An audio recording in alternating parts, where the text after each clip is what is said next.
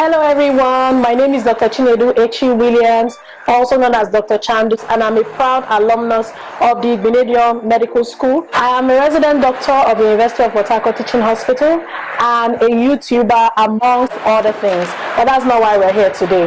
Based on our experience and the challenges we faced as undergraduate medical students, we decided to put together a video of the 10 things we wish we knew as medical students of the Nigerian University Medical School. So please sit back and relax and pay special attention because I'm going to try to make it real quick because I know that people tend to zone out when a video is too long. On behalf of the class of 2008, I bring you special greetings. I've been nominated to bring you a message from our hearts to yours, and I hope that some of what I'll say here today will be beneficial to you.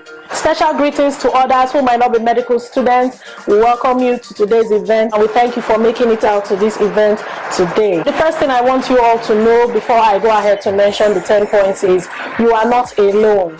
We all took the same path and we all are successful relatively in our different careers or different areas that we have chosen. So I remember my days in old girls hostel and then moving from the hostel to the cafe to Mama Cars, and those were really fun memories. And believe it or not, some of the memories you are making now, you will look back to them fondly years after now when you must have left, because you will graduate as doctors of the Nigerian University Medical School. By now, I'm sure a lot of us would have realized that it's a very long journey. When I entered medical school, I had no clue about what medicine was about. I knew I wanted to be a doctor, there was no doubt about that, but I did not realize how long the journey would be or what it would entail or the challenges that will come or what I would have to do. First point is to stay focused and not to be distracted, particularly in the preclinical year.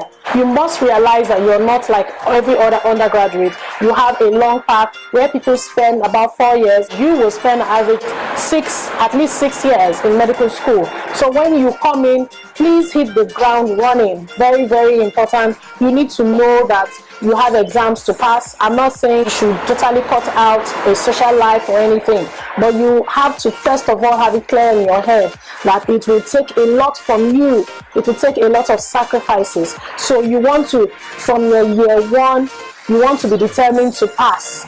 You want to be determined to pass your exams. In the preclinical year, you want to be able to pass all the exams that will get you from preclinical to clinicals. Like for me, in my year one, I was really distracted. I was so distracted.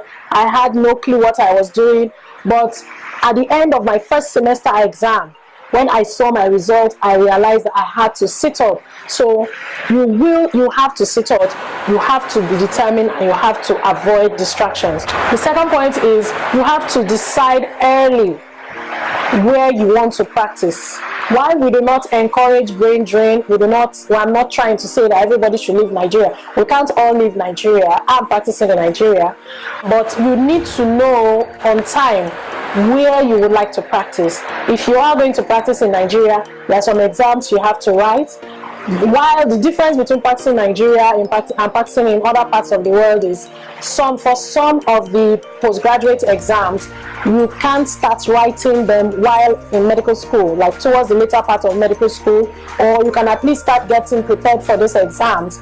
But for postgraduate medicine in Nigeria, you have to at least graduate and have your certificate before you can attend those exams. So you need to determine clearly where you want to practice and start taking those exams early. The third advice is you need to start to determine from your preclinical, or well, let's say clinical, go into each posting trying to see where you would like to practice. We will encourage you to explore all options.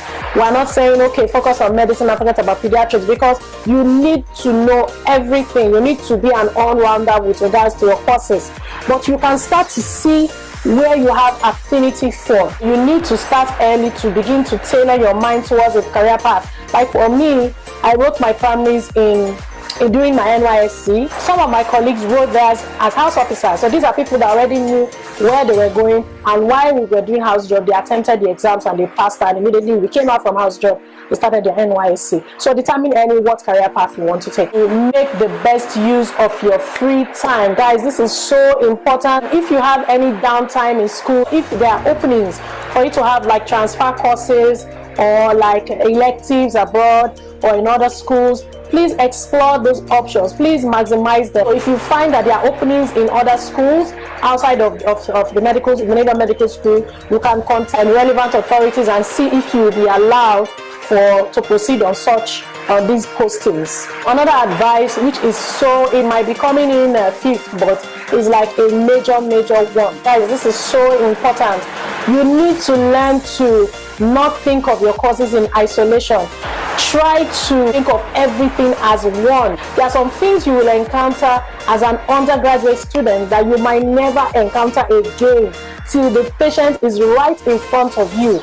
Guys, that's not the time you want to begin to brush up. There are some courses I wish I took more seriously as a medical student. So guys, every course is important. Interact with as many patients as possible. Do not be afraid to clerk and present to your consultants and to your teachers as applicable. Your confidence level improves with every case and every patient that you see. So try as much as possible to clerk as many cases as you see and present. When there's something we say to ourselves as residents in my center, if you don't say it, you don't know it. So please form discussion groups if it will help you speak better. Clerk your cases, present to each other, and then present to your consultant. Poor confidence or poor preparation is evident during an exam. That's how examiners know the people that come for their ward rounds and come for their clinics.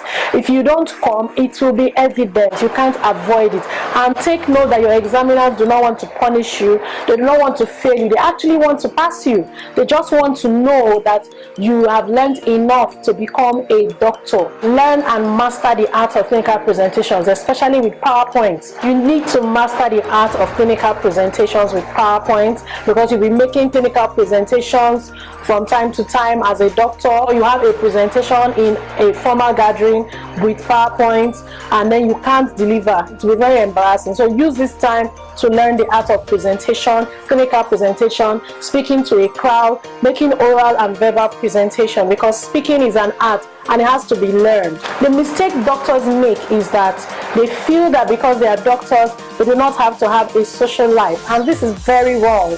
You have to be an all-rounder. You have to be, there's only so much you can do, fine, but try to keep abreast of what is going on around you. Build relationships, make friends with people in other specialties. I'm not saying you should allow them distract you from your book work, because you have to do your book work and you have to read. You have to make out time to study, because you must study. There's no way to learn. I know that by now I would have realized that cramming is not easy. How many things do you want to cram in medical school? So you have to, I'm not saying you should not make time for your books, but make relations. Some of the relationships that you will make will help you in one way or the other in the future. Greet people, smell the roses, smell the coffee, relax. You need to read, fine, but with proper time, with proper planning and time management, you can live a normal life. I'm not saying be wild, be rascal. There are ethics that guard our profession, fine, and you have to maintain some level of civility and composure and all that. I want to say, do not be discouraged. We understand the peculiarities of our medical school, and we want to encourage you as a class to put in your best, to take some of the advice that we're giving you, to make the best of the time that you have here. We'd like to tell you that there are a lot of possibilities for doctors nowadays in Nigeria. It has gone beyond bedside medicine. It has gone beyond just prescribing and writing prescriptions and all that. There are a lot of career options for you as a doctor, so do not be discouraged. You will graduate as doctors, and you have a bright future ahead. The world is yours. You are the practitioners of the future. We wish you well. We love you. We congratulate you on your successful student week, and we would like to say see you on the other side, our soon-to-be Hippocratic brothers and sisters. Thank you for watching this video. I hope it was not too long, and we hope you get a few nuggets from this. Thank you, everyone, and I have to run out of here because I've talked for far too long. Bye.